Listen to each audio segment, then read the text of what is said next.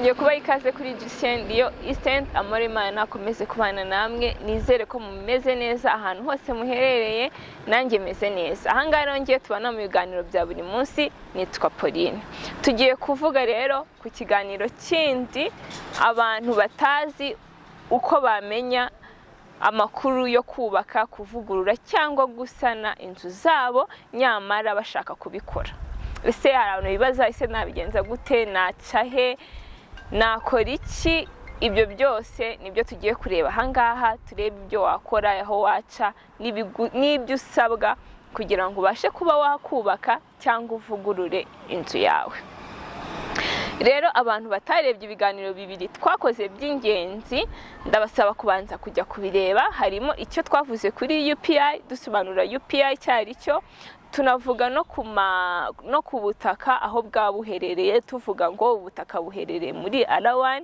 R2, R3 and R4 abantu rero batabonye ibyo biganiro sinzi neza ko twajyana neza muri iki kiganiro niyo mpamvu mbasabye ko mugenda mukareba muri ibyo biganiro twakoze hanyuma tugakomezanya muri iki ngiki tugiye gukorera ahangaha rero hari umuntu uza akatugurira nk'inzu cyangwa akatugurira nk'ikibanza ariko nyamara ashaka kuvugurura iyo nzu ye cyangwa ashaka kubaka iyo nzu yiwe ariko atazi ngese binsaba iki kugira ngo mbe nakubaka iyo nzu yanjye cyangwa nayivugurura cyangwa mbe nasana iyo nzu yanjye rero nibyo bintu twarebyeho turavuga ati why not tutaza kubibabwira kugira ngo umuntu wese nazajya nagura n'inzu kwa ko twebwe turagura tukanagurisha amazu ariko tunafasha n'umuntu kubona uruhushya rwo kubaka cyangwa kuvugurura cyangwa gusana inzu yiwe rero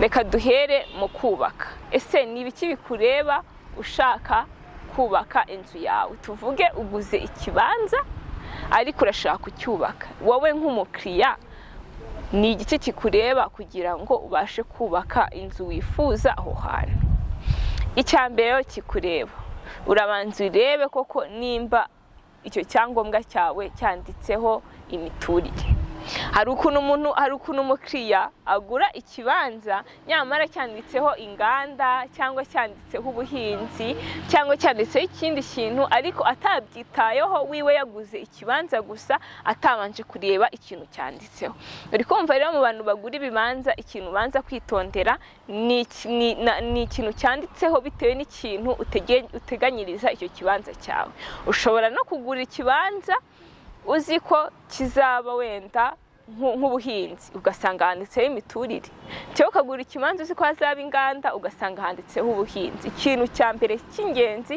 ugomba kumenya ese icyangombwa cy'ubutaka bwanjye handitseho iki rero tuvuge ko usanze handitseho imiturire yego nibyo nimba handitseho imiturire aho hantu ugomba kuhashyira inzu ushaka uri kwibaza ngo icya kabiri ni ikihe icya kabiri rero ugomba kumenya ese icyo cyangombwa cyanjye amataxi clearance yose arishyuye hari igihe usanga ufite icyangombwa ariko harimo imisoro utigeze wishyura cyangwa uwo muntu akugurishije icyo cyangombwa hari imisoro we atigeze yishyura akaba utakugurishije icyo cyangombwa icyambere rero ntago byakunda ko wubaka inzu mu gihe hari imisoro utigeze wishyura ugomba kubanza kumekinga sure ko icyo cyangombwa cyanditseho imiturire icya kabiri ko imisoro yose wayishyuye ikindi rero ukwiye guhita witaho ni no mpamvu turi hano kugira ngo tubafashe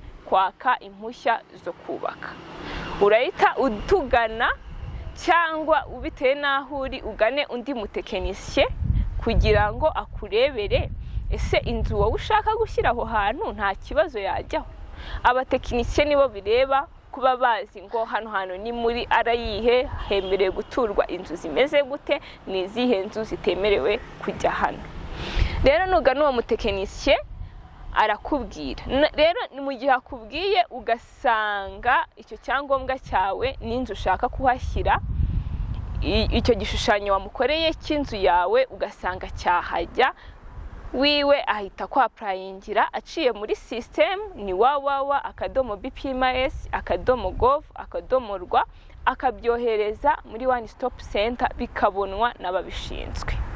Iyo rero bamaze kubibona abo bantu babishinzwe baramuhamagara bakajyana kuri tere nyine aho hantu hari ubutaka bwawe bakareba koko nimba aho hantu ibintu mwanditse musaba byemewe kujya aho hantu. Rero iyo basanze nta kibazo kirimo iyo nzu washakaga gushaka kuhashyira nta kibazo wayihashyira, bahita bakubwira noneho amafaranga ugomba kwishyura kugira ngo ube wabona icyangombwa kikwemerera kubaka inyubako ushaka aho hantu. Uri kwibaza ngo ese ayo mafaranga ahuriye na tax clearance? Ayo mafaranga ni ahantu ahuriye n'amafaranga ugomba kuba warishyuye y'imisoro, ahubwo ayo mafaranga ni amafaranga wishyura kugira ngo iyo nzu yemererwe kujya aho ngaho. Ayo mafaranga uyishyura, nta nubwo uyishyura uwo muntu tekinisiye cyangwa twebwe, uyishyura leta. Mutangiye kwibaza ngo ese ayo mafaranga ni ayahe? Rero iyo bapimye aho hantu hawe bagasanga wenda ni metero kare zitari hejuru y'100, wishyura ibihumbi 20. Basanga wenda ari guhera kuri metero kare 100 tukazamuka tukageza kuri metero kare 200, wishyura ibihumbi 100. Wasanga ari guhera kuri metero kare 200 tukazamuka tukagera kuri metero kare 500, wishyura ibihumbi 150.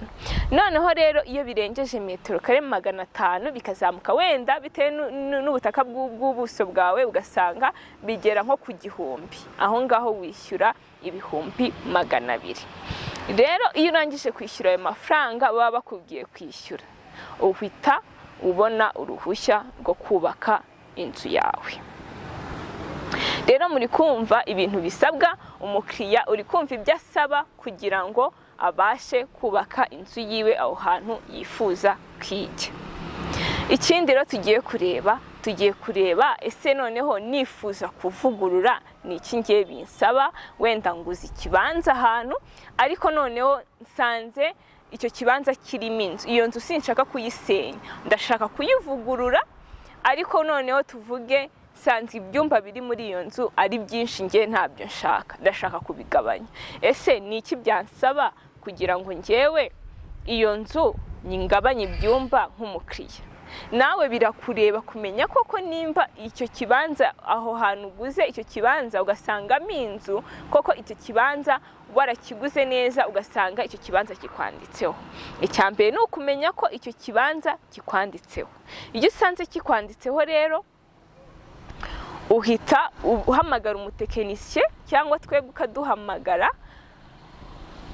ukatubwira ati rero ngiye nsanze mu nzu yanjye harimo ibyumba wenda 10 kandi ndashakamo ibyumba 6, ni iki nakora? Rero iyo tuje twebwe turagufasha, tukakwaprayingira muri system tukabitanga bikajya muri one stop center mu babishinzwe, nabo barangiza kubireba bakazaza kuverifia koko nimba ibyo byumba 10 birimo koko byanakunda kugabanya bagasagana ibyumba 6 bikaba nta kibazo kirimo. Iyo service rero kuyikora yo kuvugurura n'ubuntu mu gihugu cyose. Kuvugurura n'ubuntu, iyo basanze nta kibazo kirimo wemerewe kuvugurura aho hantu baguha icyangombwa kikwemerera kuvugurura. Rero tugiye no kureba ese nshaka gusana byo bigenda gute. Gusana bitandukanye no kuvugurura cyangwa kubaka. Gusana ni igihe uvuga ngo wenda igikuta cyanjye cyavuyeho ariko ngiye kugisubizaho nahinduye uko inzu yari imeze. Ubwo uko iyo nzu yari imeze niko ugiye kwigumiza hanyuma usubizeho igikuta cyavuyeho, ku buryo nibinarangira bazareba bakabona ni inzu imwe nta kintu wakuyeho, warasannye gusa ahantu hari hangiritse. Rero nabyo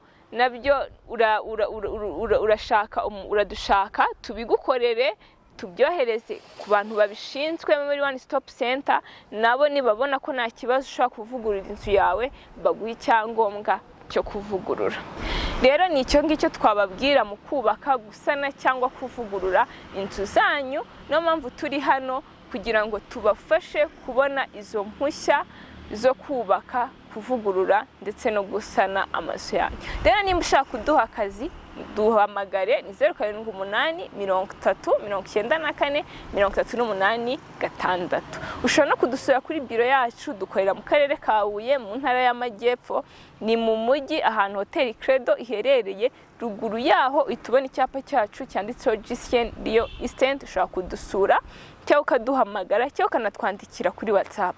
No ku bantu bifuza gukomeza kureba ibikorwa byacu, nibagende ku ma platform yacu, dukoresha Instagram, TikTok, WhatsApp, Twitter, hose ushaka kutureba. No kuri YouTube wanditsemo Gisien Rio Eastend, ugakomeza ugakurikirana ibikorwa byacu, ukareba ahantu hari inzu nziza, ukareba ahantu hari ibibanza byiza, haba mu mujyi wa Kigali, haba mu ntara, hose tuba tuhafite ibibanza ndetse n'inzu. Karibu rero, turabakunda. Ndetse n'umuntu wisanze hano bwa mbere atarakora subscribe, nabanza kore subscribe, mu sharinge, mutera ama comments, mutubwira ubutaha turashaka ko mutubwira kuri iki ngiki. Turahari ku bwanyu, turabakunda. Bye.